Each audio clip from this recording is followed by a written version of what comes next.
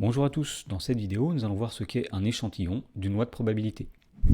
Alors on va commencer par définir ce qu'est un échantillon, et donc on appelle échantillon de taille n d'une loi de probabilité, et bien toute liste x1, x2, xn, où x1, x2, xn sont des variables aléatoires qui sont indépendantes et qui suivent toutes cette même loi de probabilité. Par exemple, imaginons qu'on lance un dé 3 fois de suite, et on va s'intéresser à l'événement obtenir un 5. Et bien si on note x1, x2, x3, les variables aléatoires telles que, alors x1 c'est 1 si jamais on obtient un 5 au premier lancer, 0 sinon. x2 c'est la variable qui vaut 1 si on obtient un 5 au deuxième lancer et 0 sinon. x3 c'est la variable qui vaut 1 si on obtient un 5 au troisième lancer et 0 sinon. Alors les variables x1, x2, x3, elles ont toutes la même loi de probabilité, sont des variables de Bernoulli qui ont pour paramètre 1 sixième, la probabilité d'avoir un 5 c'est 1 sur 6.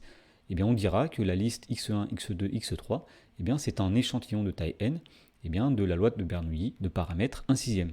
Alors, lorsqu'on a un échantillon, on peut définir deux variables aléatoires qui sont la somme et la moyenne de cet échantillon. Alors, tout d'abord, la somme de cet échantillon, c'est la variable aléatoire qu'on va noter Sn, qui est égale à x1 plus x2, etc. jusqu'à xn. On fait la somme de toutes les variables aléatoires de l'échantillon. Et ensuite, la variable aléatoire moyenne, donc la moyenne de cet échantillon, c'est la variable aléatoire qu'on va noter Mn, qui est égale à x1 plus x2, etc. plus xn divisé par n. Autrement dit, on fait la moyenne des variables aléatoires de cet échantillon. Alors, une petite remarque, c'est que dans un échantillon x1, x2, xn, tous les xk ont les mêmes espérances, variances et écart type. Puisqu'en effet, dans un échantillon, toutes les variables xk suivent la même loi de probabilité. Dans la proposition suivante, on va donner l'espérance de la somme d'un échantillon et de la moyenne d'un échantillon. Alors, la proposition dit que si x1, x2, xn est un échantillon de taille n d'une loi de probabilité, premièrement, l'espérance de la somme de cet échantillon, c'est n fois l'espérance de la variable x1. La variance, c'est n fois la variance de la variable x1. Et l'écart type de la somme, c'est racine carrée de n fois l'écart type de la variable x1. Alors une petite remarque, on a pris x1 ici, mais on pourrait prendre n'importe laquelle des variables aléatoires de l'échantillon, puisqu'on a dit que dans un échantillon, toutes les variables ont la même espérance, la même variance et le même écart type. Alors autre chose à connaître, c'est que l'espérance de la moyenne d'un échantillon, c'est pareil que l'espérance de la variable x1. La variance de la moyenne d'un échantillon, c'est la même chose que la variance de x1 divisé par n. Et pour finir, l'écart type de la moyenne d'un échantillon, c'est l'écart type de la variable x1 divisé par racine carrée de n. Dans l'exemple, on nous dit qu'une roue de loterie comporte 5 secteurs angulaires égaux. Alors les deux premiers secteurs valent 300 points, le troisième vaut 100 points et les deux derniers valent moins 400 points. Alors on fait tourner la roue 4 fois de suite et on gagne la somme des points obtenus lors des 4 lancers de la roue. On note grand Z, la variable aléatoire, qui est égale au gain algébrique, c'est-à-dire positif ou négatif, en points à la fin du jeu. Dans la première question, on nous demande de décomposer grand Z en une somme de variables aléatoires identiques et indépendantes dont on donnera la loi. Alors, on va dire ici que grand Z est égal à x1 plus x2 plus x3 plus x4, où finalement, chacun des xi, ce sera la variable qui donne le nombre de points au ième lancé. Alors, les variables x et y sont indépendantes les unes des autres puisque on est en présence d'une répétition d'épreuves indépendantes elles-mêmes. De plus, on pourra dire que les variables x et y sont identiques, elles suivent la même loi de probabilité. Et la loi de probabilité qui est suivie par toutes ces variables, c'est la suivante. Alors, les valeurs possibles, ce sont le nombre de points. Alors, ça peut être 300, ou bien 100 points, ou bien moins 400 points. La probabilité de gagner 300 points est de 2 sur 5, puisqu'il y a deux secteurs qui proposent 300 points. La probabilité de gagner 100 points est de 1 sur 5, puisqu'il n'y a qu'un seul secteur. Et puis la probabilité de gagner, ou de perdre plutôt 400 points, est de 2 sur 5, puisqu'il y a deux secteurs qui valent moins 400. Alors avant de passer à la question numéro 2, on va quand même calculer l'espérance de la variable x1, ou en fait de n'importe quelle variable, puisque ce sera la même, elles ont toutes la même loi. Et donc nous allons dire que l'espérance de x1, c'est 2 cinquièmes fois 300 plus 1 cinquième fois 100 plus 2 cinquièmes multiplié par moins 400. Et on trouve moins 20.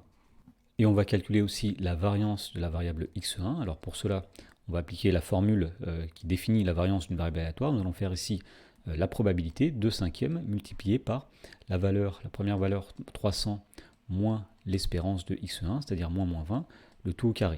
Et on fait la même chose pour les autres colonnes. Donc nous allons faire ici 1 cinquième multiplié par 100 moins 20, le tout au carré, plus, dernière colonne ici, nous allons faire 2 cinquièmes multiplié par moins 400, moins 20, le tout au carré. Et on trouve 101 600.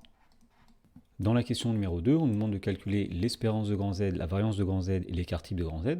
Alors tout d'abord pour l'espérance de grand Z, puisque grand Z est la somme d'un échantillon de taille 4, nous dirons que c'est 4 fois l'espérance de la variable x1. Autrement dit, c'est 4 multiplié par moins 20 et on obtient moins 80. En particulier, cela veut dire que si on joue un grand nombre de fois à ce jeu, eh bien en moyenne, on perdra 80 points par partie. Pour calculer la variance de grand Z, on va appliquer la proposition précédente, c'est-à-dire que comme grand Z, eh bien finalement c'est la somme d'un échantillon de taille 4, nous allons faire 4 fois la variance de la variable x1. Autrement dit, nous allons faire 4 fois 101 600 et on trouve 406 400. Pour finir, pour trouver l'écart type de grand Z, il suffit simplement de prendre la racine carrée de la variance, c'est-à-dire la racine carrée de 406 400, et on trouve environ 637,5.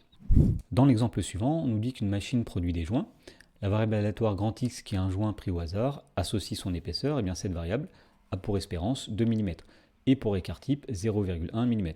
Alors on prélève un échantillon de 100 joints, et on note grand M, la variable aléatoire égale à l'épaisseur moyenne des joints de cet échantillon.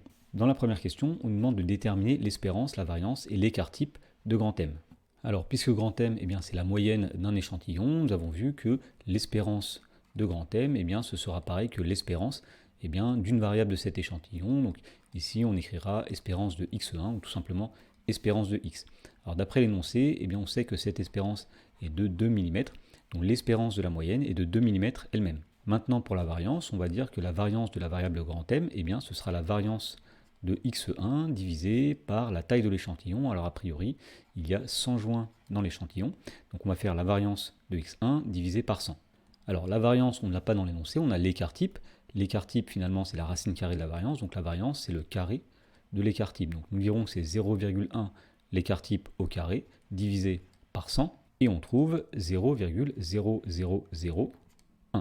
Pour déterminer l'écart type, on peut soit prendre la racine carrée de la variance, ou bien appliquer la formule qu'on a vue, c'est-à-dire l'écart type de la variable x1 divisé par la racine carrée de la taille de l'échantillon. Ici, c'est racine carrée de 100.